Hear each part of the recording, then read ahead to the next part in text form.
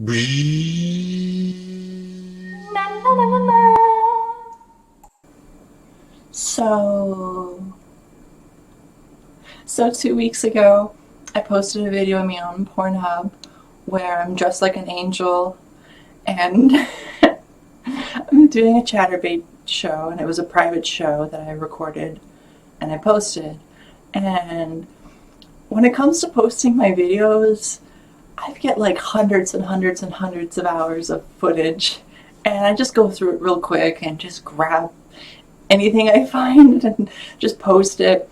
And sometimes I don't look at the footage too closely, and that was kind of a mistake because I accidentally posted a private show. And in this private show, so in this private show, I'm dressed like an angel. I have a wing on my shoulder here. I can show you a clip of it. Let me see. Do, do, do. Okay. So here's the clip. You can check it out on Pornhub. It's still up. The thing though about this particular clip is that this person, this man who I was doing a private show for, he was a really nice guy. He just had a particular kink. He wanted me to call him something. He wanted me to call him a life-reading baguette. Now, that's not exactly what he wanted me to call him. That's what I'll say he wanted me to call him on YouTube. If you want to know what he actually wanted me to call him, you're going to have to go check out that video. But, you know, you could surmise what I'm substituting life-reading baguette for. So anyways, I'm calling him a life-reading baguette. Now, I have problems with that language normally, like especially the word baguette. If you're attracted to trans women, that doesn't make you a baguette. And if you are a trans woman, you're not a baguette.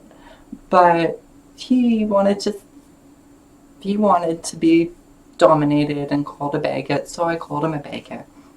Now here's the thing. I remember reading a story once about Solomon and Solomon's ring. And Solomon had this ring that could summon demons, and one of the demons was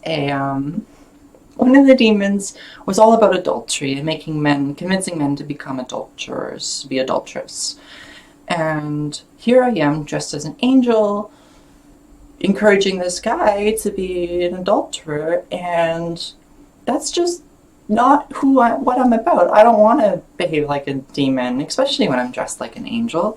And now here's the weirdest part, is the very next day, so I have that wing on this shoulder, and the very next day I had the worst injury on my back. Like I couldn't breathe because the muscle I pulled it, and it was on my lung, and it was awful, and it was exactly where that wing was resting. So I wanted to make a YouTube video all about superstition and kind of reverse stereotypes by dressing as a demoness and saying something positive to kind of make up for what I had done. And that's going to be this video, which is all about my most frequently asked question on Chatterbait: what's my secret for beauty, which also happens to be my secret for happiness. So stay tuned.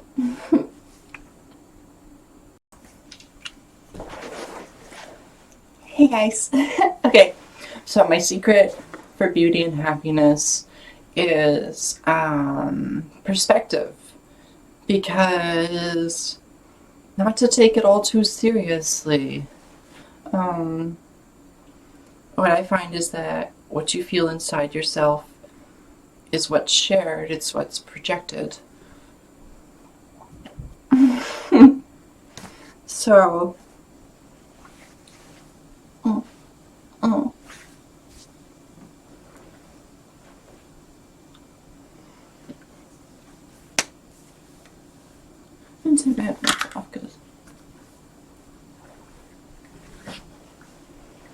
what's felt is shared.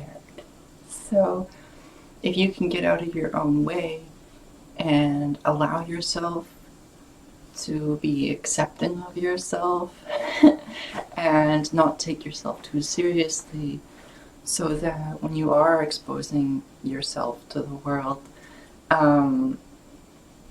you're not getting caught in a negative feedback loop of fears and doubts and other people's the thought of other people's criticisms.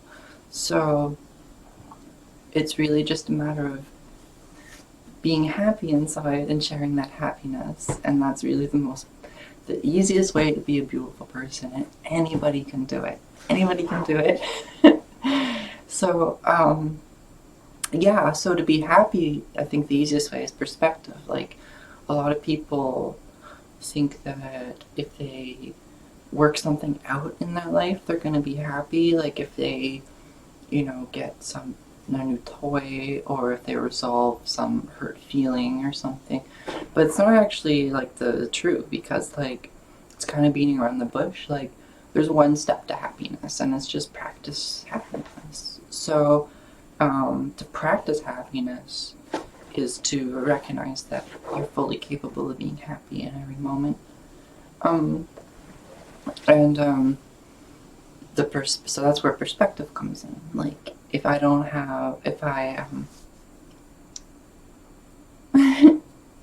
so perspective comes in.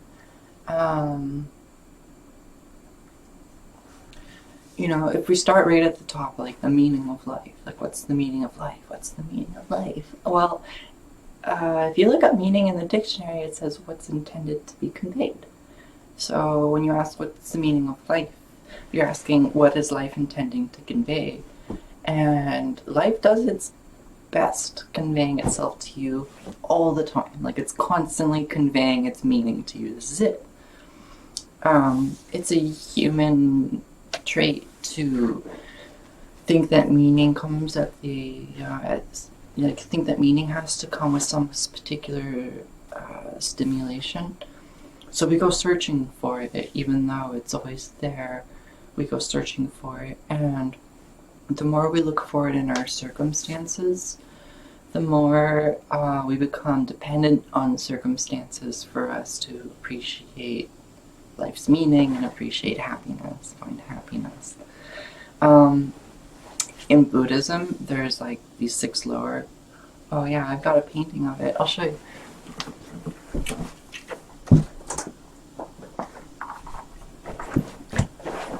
Okay.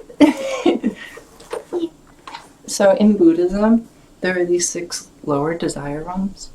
And there's a God realm, and a demigod realm, and a human realm.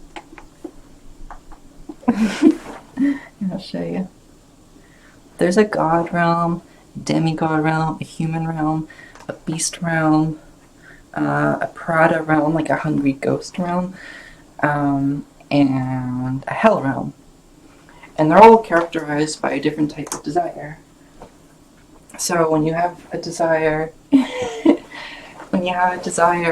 of ambition, you're in like the demigod realm. Or if you have a desire of luxury, then you're in the God realm. If you have a desire of passion, you're in the human realm.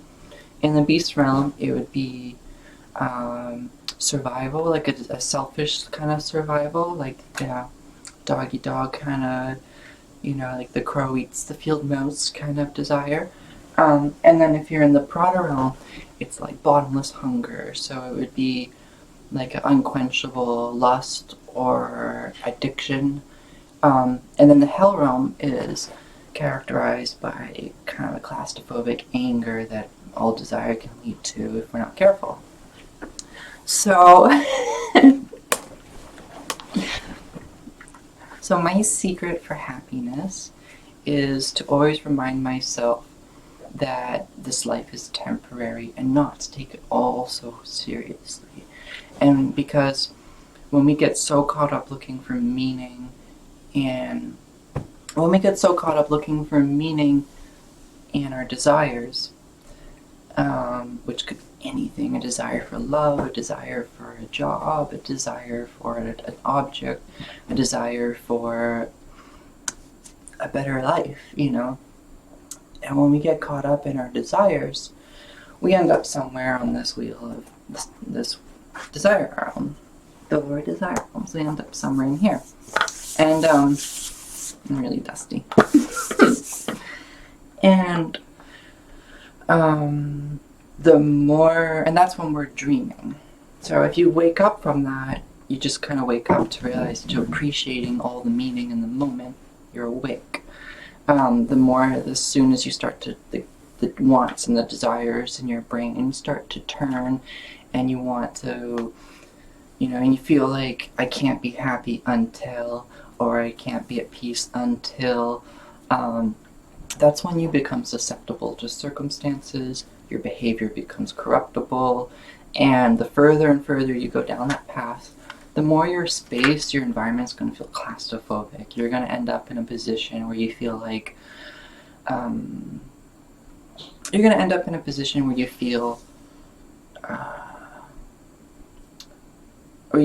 that circumstances have closed in on you and there's no way out, or, and it could be for anything. Like, it really could be anything. It could be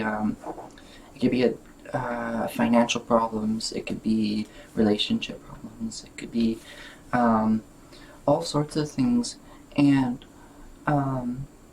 when you're feeling that way, it's really hard to take things light because you're taking it all so seriously. And the meaning of life is just here, it's present. So, anyways, when you can come back to an awake state where you're not pursuing desire, you're simply just appreciating the moment, it's very easy for that to come across as positivity, and that's really probably the most simple, easy way to show beauty and have beauty come across. So that's my secret for beauty. To not take it all so seriously, to sure have passions and ambitions and luxuries and a little bit of addictions and a little bit of that selfish survival and a little bit of that claustrophobic filling my space up with things. But whenever it gets too heavy, it's become more and more easy for me to just take a step back from it all and realize that it's all temporary, and that what you guys are going to feel from me is what I'm feeling myself. So if I want the world to love me, I just have to love myself. If I want the world to think I'm beautiful, I just have to appreciate my own beauty. And everybody's beautiful. It's just a matter of appreciating it yourself. So I hope that answers your question, because that's probably the number one question I get on Chatterbait. So what's the secret to my beauty? Besides makeup. And hormone replacement therapy. The main secret to my beauty is happiness.